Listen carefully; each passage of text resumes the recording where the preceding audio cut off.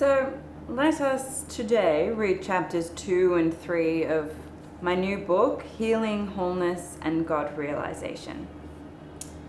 So chapter 2, How the Soul Builds Its Bodies. And this is our overarching theme for both chapters today. When an aspect of God, or spirit, let's call it, yields to its curious and adventurous nature, deciding to extend itself into the realm of form to fulfill its mandate to go forth and have experience, it must build for itself a body which allows it to do so. The soul body is a body built by spirit as an avenue or a channel into the world of form. The soul allows spirit, for all intents and purposes, to plug into third dimensional reality.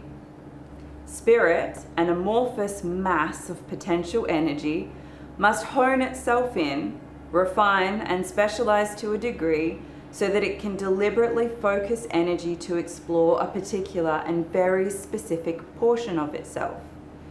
A certain criterion of potential is curiously selected to be explored and extrapolated out, and that energetic potential is pulled together. A soul body is then built around this energy, housing this potential so that it can be explored. The soul, in this way, contains purpose. It knows what it is. It knows what its potential is. And as the soul turns its heart and mind to the heart and mind of the spirit of which it is a part, it understands the unique learning and experience that it can contribute to the whole. The flavors and frequencies of energy out of which it was built, for which purpose it was spawned into being, are understood, and the soul yearns for the fulfillment of its purpose. With this mission at the fore, the soul, as the spirit, further refines and specializes itself into a series of more specific, form world-oriented bodies into which portions of its energy, portions of its potential and its divine mission are entrusted. The soul goes forth and has many experiences, many lives, many bodies, many relationships, many challenges. The soul refines and learns, gains wisdom and insight, develops compassion and understanding, and ultimately, through its many bodies and many lives, remembers and reawakens to the love of God, the love out of which it is built. The soul learns. The soul evolves. The soul does this not in an amorphous, theoretical way, but instead through visceral, lived and felt experience and engagement with physical form. The soul learns and evolves through feeling, and feeling is the culmination, the combination of human creature experience, emotion, thought, and transformation. The human experience is fed back to the soul. The soul is changed for having had this experience, and that change is fed back to the human creature and causes it to be changed in turn. It is an energetic feedback loop, with each part impacting and informing every other part. We, the human creatures, receive our instructions from this soul level. The soul is loaded up with a divine blueprint, a divine intention and goal, out of which a mental, emotional, and physical body is built. Each life is not random. Each life is the result of the soul yearning to have very particular experience and to gain very specific learning and wisdom. Each life is designed and built from the soul down to ensure the perfect conditions for the fulfillment of the soul's intent. Mental, emotional, and physical bodies are designed in a very specific way, tinted and flavored with very particular frequencies of energy. They are the culmination of soul, intention, and curiosity. Each mind is unique. Some are intelligent, some are simple, some are creative, some are logical, some are inclined towards numbers, others towards philosophy. Each mind, each mental body, is built to allow for the fulfillment and realization of a particular set of goals. Each emotional body is unique. Some feel much, some feel very little. Some are loaded with fiery emotions, some come inclined towards wet and heavy emotion. Some are fearful, some are calm and assured, some are emotionally intelligent, while others are emotionally oblivious. Each emotional body is designed with specific intent and purpose. Each physical body is unique. Genetics do, of course, play a role here, but even the genetic, biological heritage and tendencies of a body are somewhat pre-selected when the soul decides to descend into the form world and goes through the deliberate process of selecting its biological parents, working with the parents and their own goals and intentions, of course. Parents are selected based on a great many criteria, including shared history in other lives, so positive or negative relationships through which each soul involved can continue to grow and learn much. This includes opportunities to harmonize intertwined karma, which we'll delve into later, potential future history and relationships, the time and space that the parents are in. Remember, the soul exists outside of time and space and is selecting a body from all of the time and space available to it, as well as the genetic, biological components of the parents' own physical bodies. Considering all of this, the incarnating soul must decide, do these available criteria serve my purpose? Am I able to offer something of evolutionary value to these potential parents in return? For it must be a relationship contract which serves the purposes of all who are involved. Each physical body contains all genetic potential. Anything can be pulled together and created out of any gene pool. We switch DNA on and off as it serves us, expressing those genetic tendencies which most closely match who we are as a soul or which allows for the fulfillment of our soul's intention. This point comes in handy later. So, while the general genetic tendencies of the biological body that the parents will produce is always considered by the soul, DNA is like an instrument that is played upon by the soul. The soul will use the available data and cause certain DNA to express or not express according to its needs and goals. Each body is unique, and each body is perfectly created and designed by and for the indwelling soul. Chapter 3. Karma is built into the body. The bodies are built specifically for the fulfillment and purpose in each life, but the soul's overarching goal and mission is also an eternal one. The soul is seeking to evolve across all of its lifetimes and does not view these separate embodiments in isolation. Built into each body is the means and the potential to heal and clear karma which has accumulated in other embodiments and lifetimes. Karma is a loaded and little understood universal law. It simply describes the flow of energy, but unfortunately it has been misconstrued through various religious and spiritual teachings, and not only has undue emphasis been placed on it, but it has also been used to justify some unforgivable behavior which claims that it is your karma to suffer at my hands. This is akin to justifying bloodshed and war because it is done in the name of your God. This is false and a delusion of the negative ego. It is never right for any individual to deliberately and knowingly inflict harm on another while claiming to be carrying out God's will.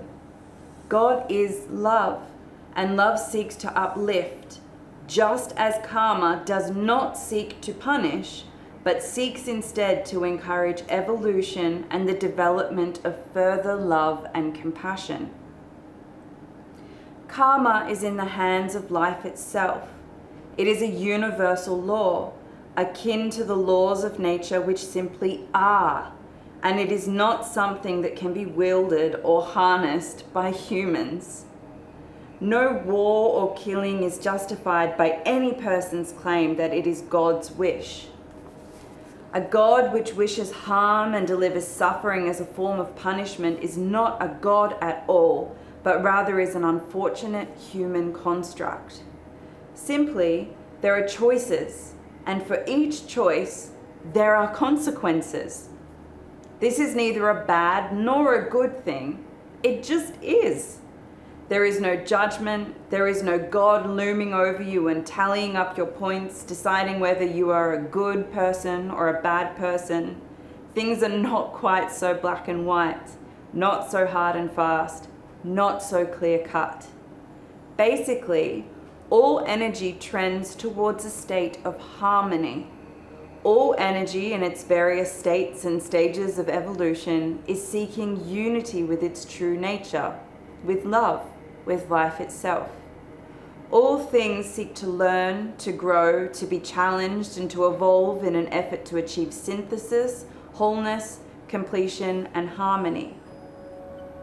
If a choice is made which causes disharmony, then the energy which has been expended must ultimately be brought back into a state of harmony and ideally be better off, more evolved, or closer to God as a result of the experience which has been had.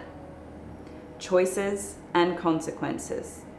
If you, in your attempts to grow and explore and have experience, create discord, you are responsible for bringing that discord into a more enlightened and harmonious state. This is karma. All things are energy. All thoughts, all feelings, all projections, all experiences, all relationships, all material things, and all choices are energy in motion. They are the activity of energy. You are, as we all are, responsible for your entire energetic output and contribution. No thought is without consequence. No action is without consequence. No feeling is without consequence. No life is without consequence. Very simply, karma is the accumulated consequence of the choices that you, as a human and as a soul, have made through time. It is the total output of your energy and activity in the world of form. Have you contributed love, healing, insight, wisdom, peace, upliftment? Or have you contributed fear, hatred, jealousy, greed, lust, selfishness, gluttony? Ultimately, every balance sheet must be positive. The accumulated energetic output of each individual and, eventually, each soul must be a positive contribution to the God of which we are all a part, a contribution which uplifts the whole. A healthy cell in the body is neither cancerous nor neutral. It is a cell which contributes health and vitality as well as new experience and potential to the organism at large. Each soul lives many lives. In its attempt to grow and experience, the soul sends out as many life streams as is necessary, into as many times and as many spaces as is required. In each life, choices are made which result in consequences. If those consequences, or the energy of those choices, is not harmonized in one life, which can happen for a variety of reasons, that human creature may be particularly self-absorbed and refuse to learn the lessons that the soul has planned for, or that embodiment may come to an end before harmony can be achieved, or that human creature may not yet be equipped with the skills or the insight or the type of bodies necessary to harmonize certain frequencies of energy, etc., then the discordant or disharmonious energy, the consequences, are simply shifted over to another life, another time, another space, another human creature. It makes no difference to the soul. It is not personal at the level of the soul. All of the experiences being had by all of its human extensions belong to the soul. It does not differentiate based on the body through which the experience is being had. The soul sets goals and has experiences through all of its embodiments, all at once. This means that the kind of mental, emotional, and physical bodies that you inhabit may also be flavored by the karma which is carried by the soul. The harmonization of such karma may be built and coded into the structure itself.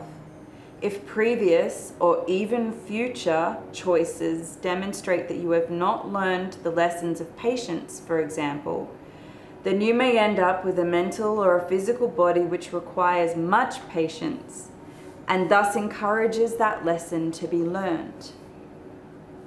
You may also encounter in that life others who have previously been harmed by your impatience, and you may be given the opportunity to bring them healing and a new experience through your freshly developed patience. The soul considers all of this when designing and building its bodies. Which conditions, tendencies, and inclinations will provide the ultimate opportunity to harmonize the consequence of choices and develop the skills and tendencies which up until now have been lacking. Illness is not random. The faculties of the mind are not random. The felt emotion is not random. All is intentional, and there is the potential and intention for growth in all of it. Your bodies are ideally designed and naturally geared towards growth and evolution. You are not a victim to circumstance. You are, in fact, deeply empowered and endowed with all the support that you need to learn, grow, heal, and have a new experience. The key to this lies in learning how to communicate with the soul and understand its intentions. I call this the act of intentionally working at causal level. Rather than viewing the self as a disempowered victim, all selves must eventually come to understand that the soul, that God, that the universe, that life itself, that the body is good. You are deeply supported. There is divine intention, and with these specific goals and focuses comes immense encouragement and active involvement from the soul and spirit levels. You are designed to succeed, and to suffer is always a choice which is the consequence of viewing and experiencing oneself as a disempowered victim. Even in troubling and difficult times, through illness, disease, and distress, the choice can always be made to attune oneself to the intentions of the soul, to seek out learning and growth, to choose to gratefully partner with the soul, and in turn receive incredible support from these causal levels. Having said that, however, you must realize that you disempower yourself by believing that disease or ill health is fated, that it has its roots in another life and is, therefore, inevitable. Many schools or religious and spiritual thought encourage disempowerment by claiming that you must suffer or make amends for past incarnational mistakes, or for, say, the original sin which initiated your incarnation. You are not fated to suffer. The universe is not geared towards punishment.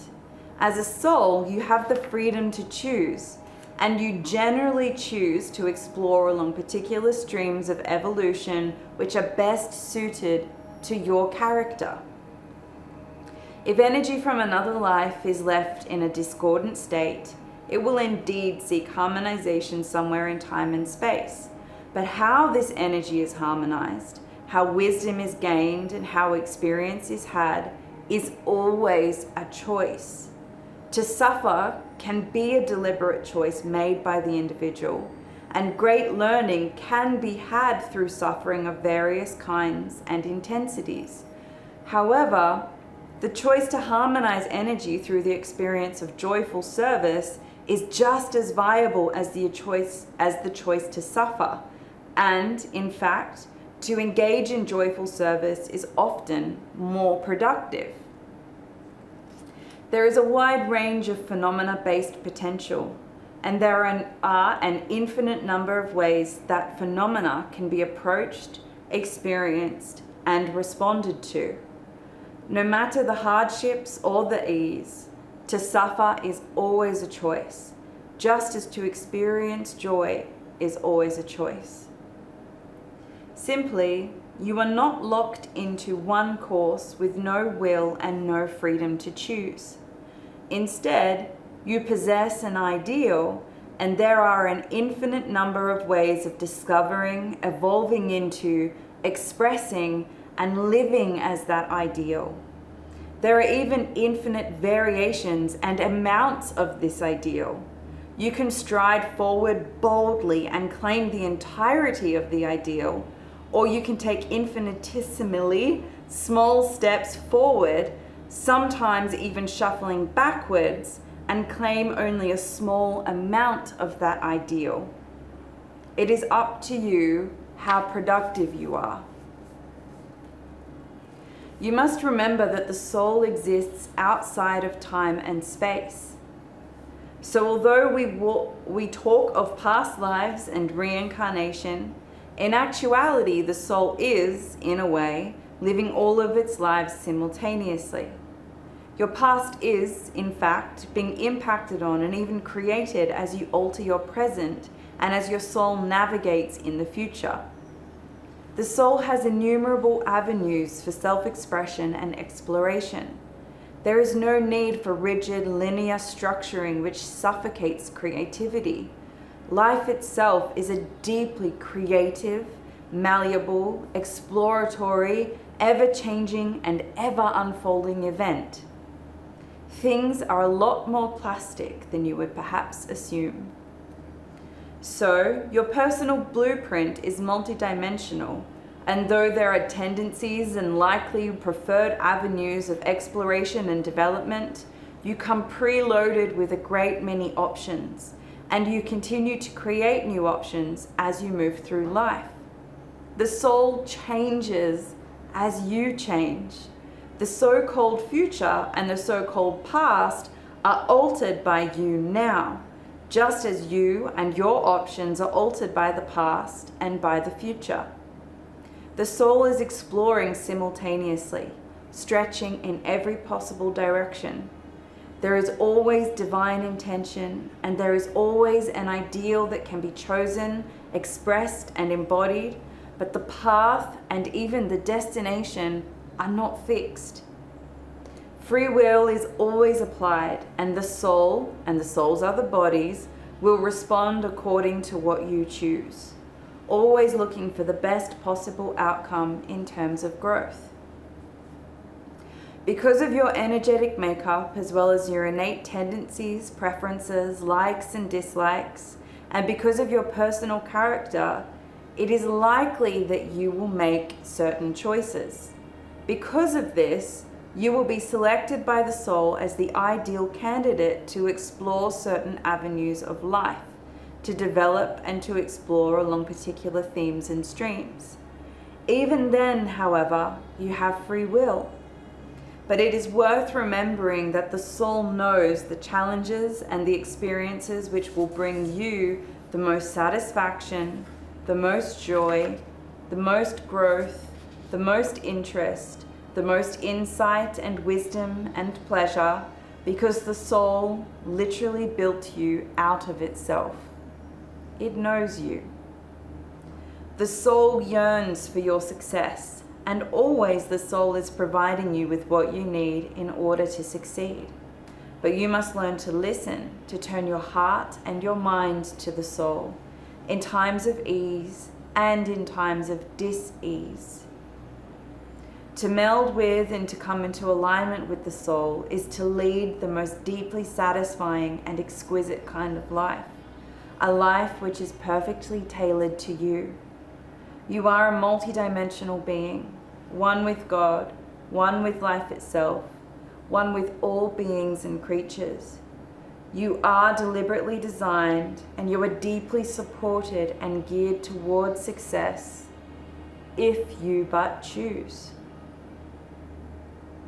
And then our next chapter will be the natural human.